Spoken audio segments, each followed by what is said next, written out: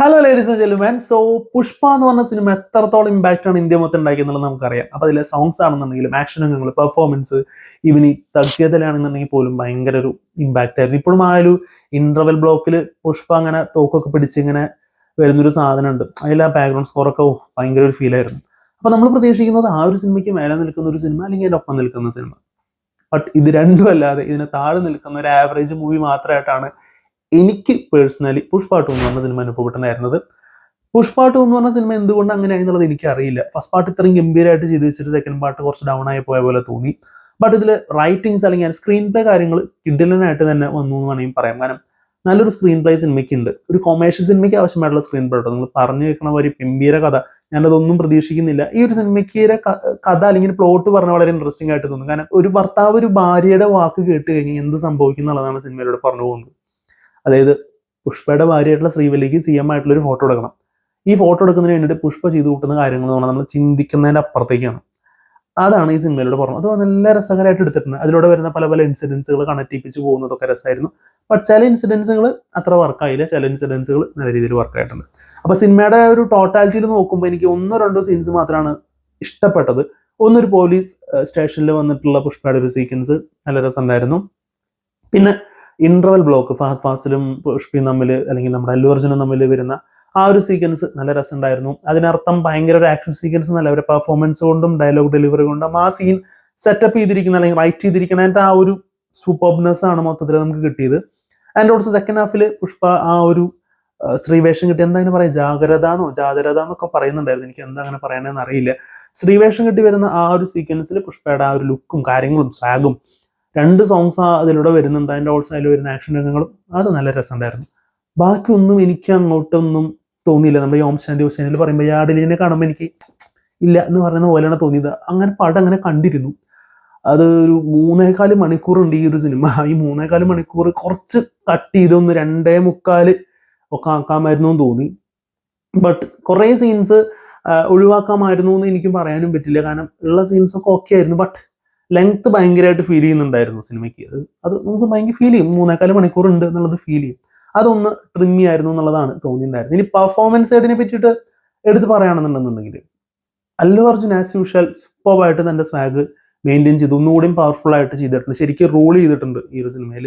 പിന്നെ നമ്മുടെ സ്വന്തം ഫഹദ് ഫാസിൽ ഫസ്റ്റ് ഹാഫ് വരെ സിനിമയിൽ ഉണ്ടായിരുന്നു. സെക്കൻഡ് ഹാഫിൽ ഞാൻ കുറച്ചു നേരം കണ്ടു, പിന്നെ എങ്ങടാ പോയിന്ന് അറിയില്ല. പിന്നെ ലാസ്റ്റ് ഒടിയന്റെ പോലെ പുതപ്പൊക്കെ ഇട്ടിട്ട് നിൽക്കുന്നുണ്ട്.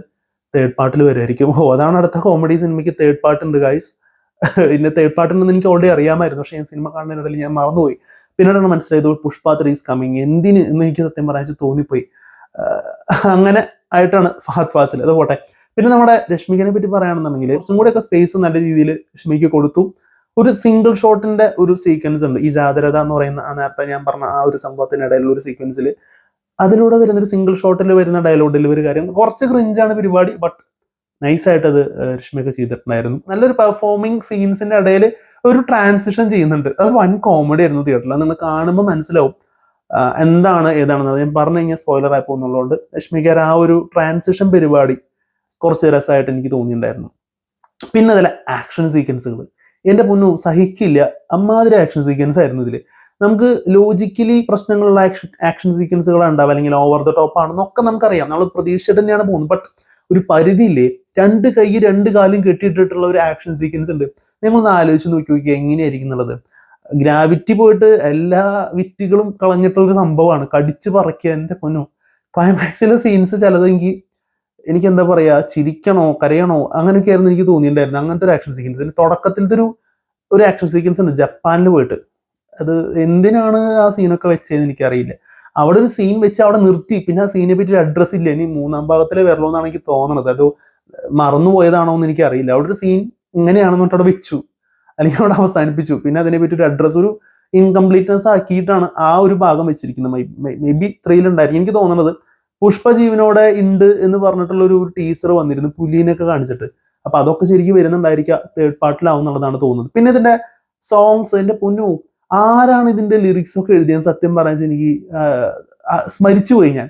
കാരണം ഇതില് എല്ലാം പറയും പുഷ്പയ്ക്ക് എന്തോന്നറിയില്ല, എല്ലാം ഉള്ള പുഷ്പയ്ക്ക് എന്തോന്നില്ല എന്നൊക്കെ പറയുന്ന ഇതിന്റെ ട്രോളൊക്കെ ഒരുപാട് ഇറങ്ങിയിരുന്നു. പക്ഷെ തിയേറ്ററിൽ കാണുമ്പോൾ കുറച്ച് വിറ്റായിരുന്നു. പിന്നെ കിസിക് എന്ന് പറഞ്ഞ പാട്ട് അതും ഒക്കെ എന്താ ഉദ്ദേശിച്ചെന്ന് എനിക്ക് മനസ്സിലായില്ല.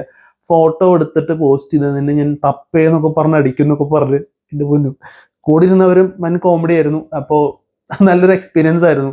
അതായത് എനിക്ക് തോന്നുന്നു പുഷ്പ 1 ഒരു 4 സോങ് ഉണ്ട്. ഒരു ഐറ്റം സോങ്, ശ്രീവല്ലിയാട്ടം നല്ലൊരു സോങ്, ശ്രീവല്ലിയായിട്ടുള്ള ഒരു ഐറ്റം സോങ് പോലത്തെ ഒരു സോങ്, പിന്നെ പുഷ്പയുടെ മാസ് കാണിക്കുന്ന സോങ്. ഇത് തന്നെയായിരുന്നു പുഷ്പ 1 2 അത് തന്നെയാണ്. ഊവണ്ടവായ്ക്ക് പകരം അവിടെ കിസിക്ക്, അവിടെ സാമിക്ക് പകരം ഇവിടെ എന്താ പീലിങ്സ് എന്ന് പറഞ്ഞ സോങ്, അതുമാതിരി തന്നെ അവിടെ തగ్గേതലിക്ക് പകരം ഇവിടെ പുഷ്പ പുഷ്പ പുഷ്പ, പിന്നെ മറ്റോടത്ത് ശ്രീവല്ലി എന്ന് പറഞ്ഞ സോങ്ങിന് പകരം സാമി എന്ന് പറയുന്ന ആ ഒരു സോങ്. ഏകദേശം മാച്ചിങ് ആണ്, ഒരു കറക്റ്റ് പ്ലാനിലാണ് വന്നിരിക്കുന്നത്. പക്ഷെ സോങ്സ് കേൾക്കാൻ വലിയ എയിം കുഴപ്പമില്ല എന്ന് പറയുള്ളൂ. പക്ഷെ ലിറിക്സ് വൻ വിറ്റായിരുന്നു. ചിരിച്ചൊരു ഇതായിട്ടുണ്ട് തിയേറ്ററിൽ ഇരുന്നിട്ട്. പിന്നെ സിനിമയിൽ ഇതിന്റെ ബാക്ക്ഗ്രൗണ്ട് സ്കോറിനെ പറ്റി പറയണം. DSP ആണ് ചെയ്തിരിക്കുന്നത്. അഡീഷണൽ മ്യൂസിക് സാംസിയസ് ചെയ്തിട്ടുണ്ട്. എവിടെയാണ് അഡീഷണൽ ചെയ്തത് എനിക്ക് മനസ്സിലായില്ല. എനിക്ക് ഒരു ഒട്ടും ഇമ്പാക്ട്ഫുൾ ആയിട്ടൊന്നും തോന്നിയില്ല. ഈവൺ അതിന്റെ ട്രെയിലർ ടീസർ കാണുന്ന സമയത്ത് നല്ലൊരു ജിൽനിരിക്കുന്ന ഒരു സാധനം ഫീൽ ചെയ്തിരുന്നു എന്നുണ്ടെങ്കിൽ സിനിമയ്ക്ക് കാണുമ്പോൾ നമുക്ക് എവിടെയാടാ ഈ സ്കോറൊക്കെ പോയത് എന്നാണ് എനിക്ക് തോന്നിയത്. മറ്റേ ഹാഷറൊക്കെ ചോദിക്കണ പോലെ എവിടെയാടാ, എന്താ നടക്കണം ഇവിടെ എന്നുള്ള രീതിയിലാണ് തോന്നിയത്. അങ്ങനെ പിന്നെ 3.25 മണിക്കൂർ എന്ന് പറയുന്ന ഒരു ഡ്യൂറേഷൻ വലിയൊരു പ്രശ്നം തന്നെയാണ്. കാരണം ഇപ്പോഴത്തെ ആൾക്കാരെ സംബന്ധിച്ചിടത്തോളം പിടിച്ചിരുത്താന്ന് പറഞ്ഞാൽ എളുപ്പമല്ല. ഞാൻ ഈ സിനിമ കണ്ടുകൊണ്ടിരിക്കുന്നത് തൃശ്ശൂർ ജോസ് തിയേറ്ററിലാണ്. ഞാൻ ഇങ്ങനെ നോക്കിക്കൊണ്ടിരിക്കുകയായിരുന്നു. ഒരുപാട് പേര് മൊബൈൽ ഫോൺ എടുത്തിട്ടാണ് സിനിമ കണ്ടുകൊണ്ടിരിക്കുന്നത്. അതായത് ഈ സീൻ വലിയ എയിമൊന്നുമില്ല, എന്നാൽ മൊബൈൽ ഫോൺ എടുത്തിട്ട് കുറച്ച് നേരം നോക്കാം, ആക്ഷൻ സീക്വൻസ് വരുന്നുണ്ട്, അല്ലെങ്കിൽ ഒരു സീൻ വരുന്നുണ്ട്, അപ്പോൾ എടുത്ത് വെച്ചു.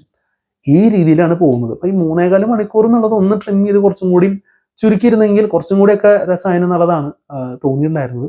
അങ്ങനെയാണ് എനിക്ക് പുഷ്പ 2 എന്ന് പറഞ്ഞ സിനിമ അനുഭവപ്പെട്ടിട്ടുണ്ടായിരുന്നത്. ഒരു ആവറേജ് സിനിമ.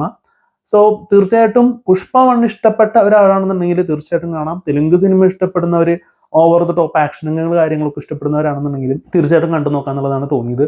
പിന്നെ ഈ ഒരു സിനിമയിൽ ഒരു കാര്യം പറയാൻ പറ്റും, ഇതിന്റെ എൻഡിങ് അത്ര പഞ്ചായിട്ടായിരുന്നില്ല. മീൻസ് ലൈക്ക് ഒരു പുഷ്പയിലൊക്കെ ഉള്ള എൻഡിങ് എന്ന് പറഞ്ഞു കഴിഞ്ഞാൽ ഒരു ഗുമ്മ് അല്ലെങ്കിൽ ഫീൽ ഉണ്ടായിരുന്നു നമുക്ക്. സെക്കൻഡ് പാർട്ടിൽ എന്തായിരിക്കും ഇവര് തമ്മിൽ, പുഷ്പയും ഫഹദ് ഫാസിലും തമ്മിൽ. പക്ഷെ ഇതിൽ അങ്ങനെ ഒന്നല്ല. ഇതിൽ നമ്മളൊരുമാതിരി എന്താ പറയാ, ഇമോഷണൽ ആക്കാനായിട്ട് ശ്രമിച്ചിട്ട് അത് അങ്ങോട്ട് ഇമോഷണൽ ആവാത്ത പോലെ. അതായത് കുറെ പാസങ്ങൾ വരുന്നുണ്ട്. എന്തൊക്കെ പാസങ്ങളാണെന്നൊന്നും ഞാൻ പറയുന്നില്ല, നമുക്ക് കണ്ടു തന്നെ അറിയാം. അതിലൂടെ വെച്ചിട്ട് ഒരു ബോംബൊക്കെ പൊട്ടിച്ചിട്ടൊക്കെയാണ് അവസാനിപ്പിക്കുന്നത്. അത് എനിക്ക് അത്രയ്ക്ക് എന്തത് ഇങ്ങനെ എന്നാണ് തോന്നിയത്. അതിനിടെ കൂടെ പുഷ്പ 3 കൂടിയും എഴുതി കാണിക്കുമ്പോൾ ശുഭം. അപ്പോൾ ദാറ്റ്സ് അബൌട്ട് പുഷ്പ 2. സോ പറഞ്ഞ പോലെ തന്നെ ഈ പറഞ്ഞ കാര്യങ്ങളൊക്കെ വെച്ചിട്ട് ഇഷ്ടപ്പെടുന്നവരാണെന്നുണ്ടെങ്കിൽ ഒന്ന് പോയിട്ട് കണ്ടു നോക്കി നോക്കാം. എനിക്ക് എന്തായാലും ഒരു ആവറേജ് ആയിട്ടാണ് തോന്നിയത്. ഒരിക്കലും ഒരു മോശം പടമല്ല, കണ്ടിരിക്കാം, രസം ഉണ്ടായിരുന്നു എന്നുള്ള രീതിയിലാണ് അനുഭവപ്പെട്ടിട്ടുണ്ടായിരുന്നത്.